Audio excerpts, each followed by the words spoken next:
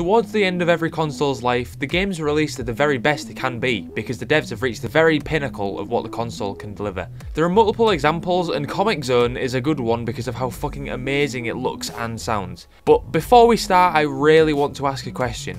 What the fuck is all this about? Test 1, 2.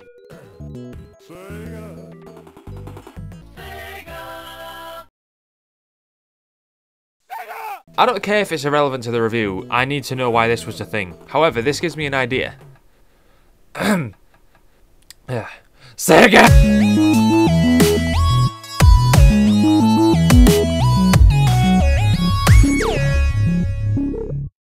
Meet Sketch Turner, the extremely 90s New York City comic artist who for some reason has drawings that want to murder him. One night, while Doodle Turner is working on his comic, lightning strikes the page he's working on, somehow freeing the evil villain Mortis from his paperback prison. Mortis immediately grabs Scribble Turner by the collar and says threatening things to him before trapping him in the comic he was once the creator of.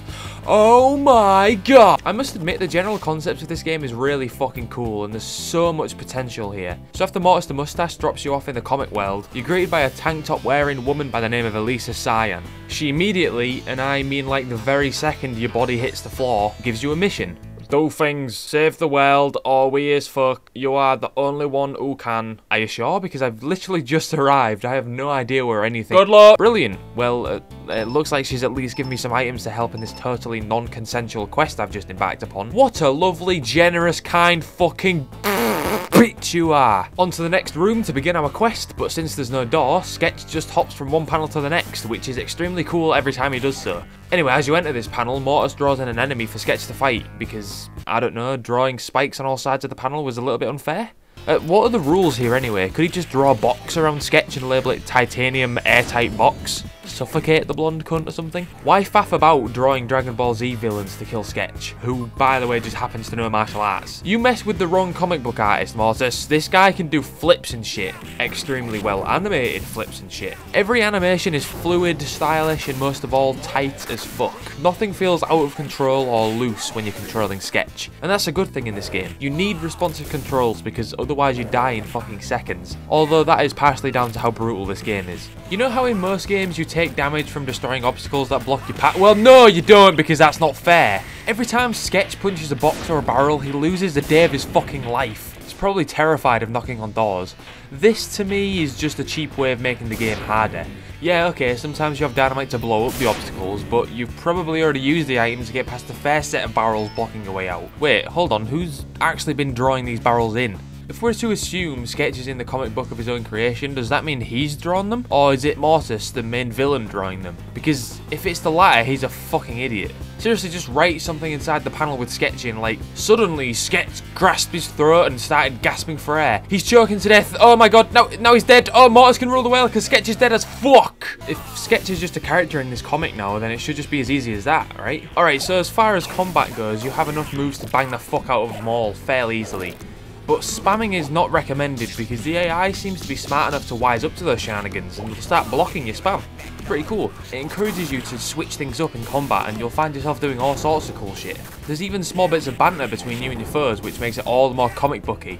And don't even get me started on the brilliant whack onomatopoeia text that pops up when you hit an enemy. Must have been brilliant to see back then, and even now it's definitely charming. To shift a little from how enemies fight to how they look, I'd sum it up in one word: inspired. There's no palette swapping here, just totally different enemies for you to fight and be weirded out by. What the heck is that? What the heck is it? I'll tell you what it is. It's fucking weird, mate. After you murder the inbred distant relatives of Flubber, you hop across the panel to fight the first boss, and it's a green dragon type thing stuck to the ceiling. She gets all pissy with you for destroying her children, and yeah, rightly so. So being the sensitive guy Sketch is, he calls her Big Mama. No, that was a big mama steak. Lamarata! All she does is spit fireballs and slap you if you get too close. Doesn't sound tricky, but I promise you it is, especially since she acts like someone who just learned the Hadouken with Ryu. Did you know there's a level select code in this game, by the way? I'd never use it, of course, because I don't need it, but there is one just in case you can't beat a particular boss. Not that I can't, of course, but just in case you can't, it's there, of course. Okay, so after defeating the first boss, fuck you, I did it, you can't prove nothing. You go to the Himalayas. Really cool environments in these stages, and the snow really nails the atmosphere. Sketch must be freezing his little eraser nips off. Honestly, every environment looks good. Colourful, detailed, everything you'd expect to see in a comic book style game. The graphics on from Comix Zone are some of the best on the Mega Drive. Like I said earlier, they're stylized as well as good looking. Enemies burst into a confetti of paper scraps when defeated, and Sketch can even tear out a part of the comic, make a paper aeroplane with it, and use it as a weapon. It's fucking brilliant. As good as the visuals are, and they really are good, look at that water, holy sh... I'm not sure that they're the main draw of this game. The music is... It's totally awesome, dude! Games like this prove that when used correctly, the Mega Drive sound chip can really deliver some fucking killer tunes. Shame about some of the sound effects and voiceovers though. Don't know why he says it the way he does, and I don't know why he says it so often. Sketch, stop trying to make see ya happen. It's not going to happen. This game isn't without flaws though, the biggest being that it's only 3 levels long. The levels contain branching paths, whoop-de-doo, but it doesn't add very much replayability at all. The last level is a really cool and really hard shipyard level. A lot of grey, rusty looking shit, and very fitting for a final level. Of course, at the beginning of the level, they have to put mines just below you, which fuck you up. Cheers for that. Left or right? Well, this way doesn't require me to waste my fucking health, so this way it is. Alright, down the hole and oh, fuck off. As logic dictates, this hole only becomes non-deadly when you kill enough of these creature things. This last level has a lot of cool little puzzles which aren't bullshit though, and actually so does most of the game. These giant magnet puzzles are cool, pushing an explosive box into a fan to blow it up is cool. There's a lot of cool in this game. Shame you have to get your ass pummeled into oblivion before you can see most of it. I spent more time on this last level than I did for the whole of one playthrough of Sunset Riders. It's fucking brutal and at times just unfair. You've already seen the bullshit death hole, but there are doors that rip off a lot of your health through punching them because you don't have the item to destroy them. Mortis, be a lad and draw me in a fucking blowtorch or something, Jesus. Actually, he's probably busy getting ready for the final boss battle. You go through one final bullshit door to enter a room that isn't fully drawn or coloured yet. It's really cool. Elisa is here trying to disarm the nuke that'll fuck everything up, but Mortis is having none of it. He comes back into the comic world and pops Elisa into the fucking fuel tank. Wow, drowning her in rocket fuel, what a dick move. The way to beat Mortis is to have him stand next to this exhaust and then have Sketch pull the switch here. Do that 5 times and you win. However, since the fuel tank is slowly filling with rocket fuel, you're kind of on the clock. The good ending is saving Elisa before she drowns, and the bad ending is, well... you know. I'm half tempted just to let her drown anyway for making me go on this mission.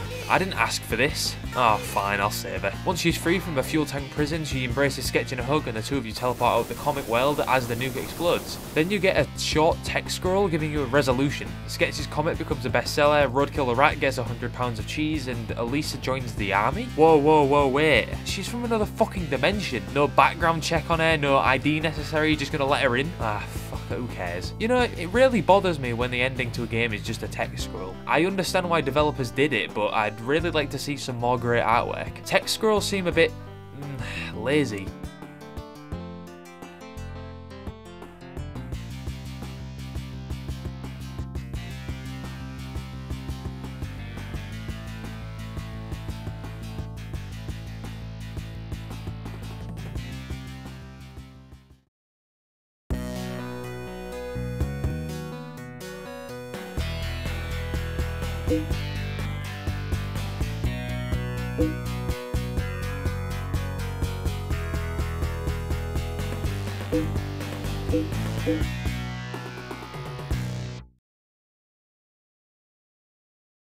Sega! I gotta use that.